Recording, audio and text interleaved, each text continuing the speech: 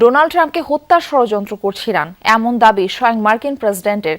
তবে তাকে হত্যার চেষ্টা করলে ইরানের নজিরবিহীন বোমা হামলার আগাম নির্দেশ দেওয়া হয়েছে। তাক করে রাখা হয়েছে 1000-এরও বেশি মিসাইল, এমন হুমকি দিয়েছেন ট্রাম্প। সিলন টি রপ্তানিতে শীর্ষে। প্রায় সপ্তাহ জুড়ে ইরানের প্রয়াত সর্বোচ্চ নেতা আয়াতুল্লাহ আলী খামেনির শেষ বিদায়ের যাত্রায় মানুষের যে ঢল নেমেছিল, সেখানে অনেকের হাতেই দেখা গেছে ডোনাল্ড ট্রাম্প বিরোধী ব্যানার। প্রতিশোধের স্লোগান ছিল কণ্ঠে। মার্কিন প্রেসিডেন্টকে সরাসরি হত্যার হুমকিও দিয়েছেন অনেকে। এমন সময় ট্রুথ সোশ্যালে দেয়া এক পোস্টে মার্কিন প্রেসিডেন্ট দাবি করেন তাকে গুপ্ত হত্যার চেষ্টা করছে ইরান।